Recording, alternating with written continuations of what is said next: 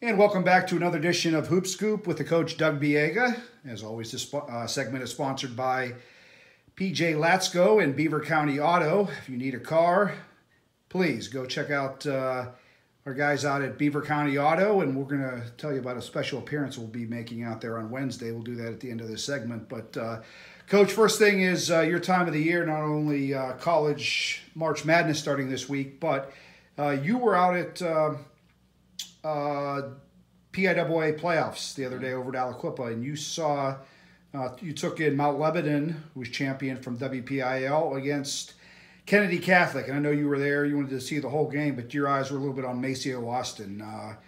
Give me a evaluation. Well, I was super excited to see the game, first of all, because you're talking about Mount Lebanon, who is so well coached at the 6A level by a good friend of mine, Joe David, whose son is a senior at Kentucky, by the way, right now. Everybody saw the story where he went to his son's senior night and actually coached a state playoff game from his hotel room.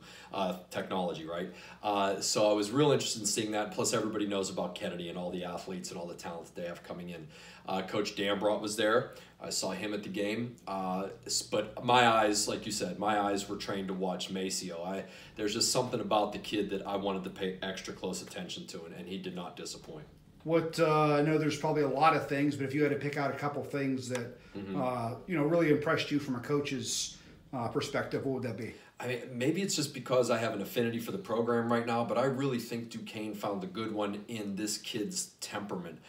He has every physical tool. He's my kind of point guard. He's long, he's lanky, and he shot the hell out of the ball that day. But what jumped out at me was his demeanor. You talk about someone like a quarterback, a point guard, who's going to have the ball in their hands the majority of the game. You don't want someone who's going to be like a heart monitor. You don't want the up and down where he's over the top good, and then if something goes wrong, he's under the table bad. I like the flatline guys, I used to call them. I didn't want to see a heartbeat out of my point guard. And that's what jumped out at me watching Maceo. Forget about the fact that he came in and hit his first 2 threes without even touching the rim, or that he has the ball on a string, or his length as a defender, or the fact that, he gets everybody involved and makes all the right plays. I looked at his intangibles, which to me was just an unflappable demeanor that will translate very well when the heat is on in a Division I basketball game. We saw this with Duquesne this year with Sincere Carey. I imagine you expect him to make an impact right away. This is not going to be a kid that's going to have to sit and wait.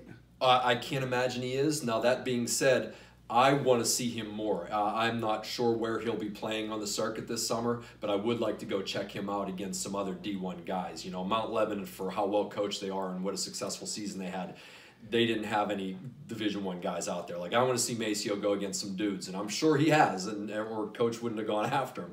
But I want to see it, and I want to see it selfishly because I think he's going to be super good, and I think he's going to hold his own and then some against those guys. He's going to play next year. A kid like this with his physical dimensions and his mental aspects is not going to sit on the bench next year, which is a good problem for Coach to have because they don't lose anybody. Everybody's coming back, basically.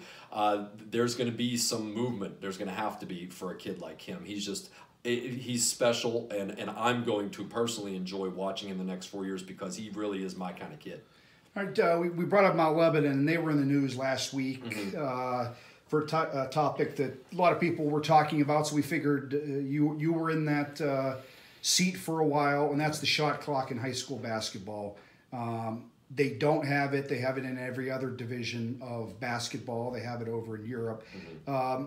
What's your take on that? Is that let's just cut right to the chase. Yeah. Would you, as a coach, should they change with times and implement it? Okay, now I'm glad you mentioned Europe because I have very close friends that are coaching professionally in Europe that have come over from Europe that help train kids that I know.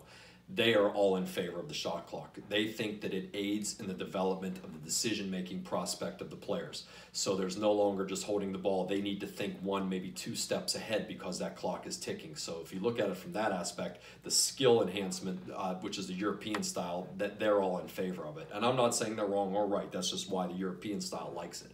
If you're asking me my personal opinion, that's what separates high school from college and pro. It's a strategy. I went through it. In 2012, we played a really good Quaker Valley team to go to the state finals. They held the ball. And we didn't let them. We went after them. We went out and got them, but they held it pretty well for 3 quarters. But because we were persistent and we continued to throw numbers at them and we continued to try to trap the ball and make them let fatigue set in, we ended up eventually wearing them down, because that's a hard style to play offensively as well. We ended up wearing them down, and we ended up running away with the game in the fourth quarter. We won by double digits. So that would be my advice. Is I don't like when rules are set up to help a certain thing go. Just change it. If you don't want the other team to hold the ball, go get them. Don't sit back in a zone. Go run out and get them, pressure them, and if you can't turn them over, then they're pretty good with skill, and they're probably going to beat you anyway.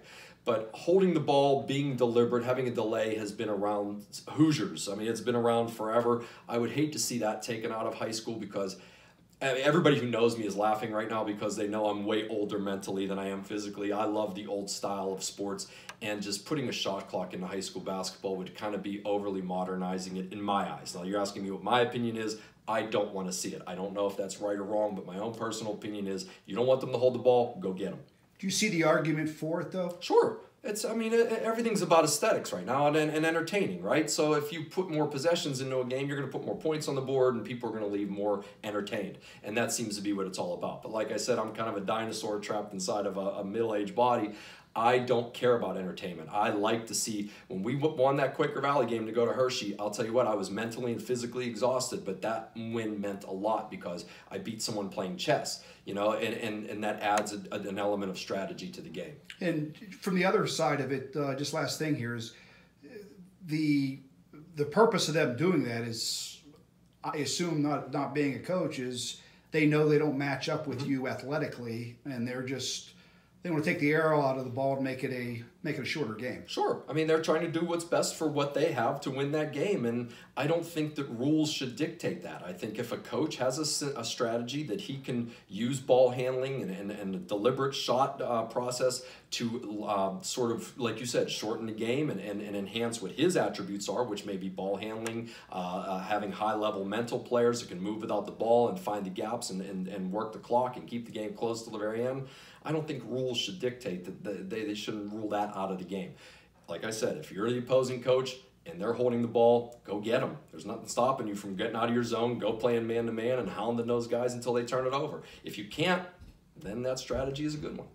All right, Coach, we will see you again on Wednesday night because March Madness starts on Thursday, and we figured with our basketball audience here, we're going to put your basketball IQ to test here with PJ Latsko from Beaver County Auto. We're going to be out of his showroom, and you guys are going to pick your bracket. So I guess what would be? It'd be like a Bob bracket, right? If we're filling it up at PJ's. I'm looking forward to it. It's always a good time with PJ. He's one of the best people you could deal with. I'm really looking forward to Wednesday. All right, Coach, we'll see you on Wednesday. And for Doug Biega, this is Hoop Scoop on Pittsburgh Sports Now.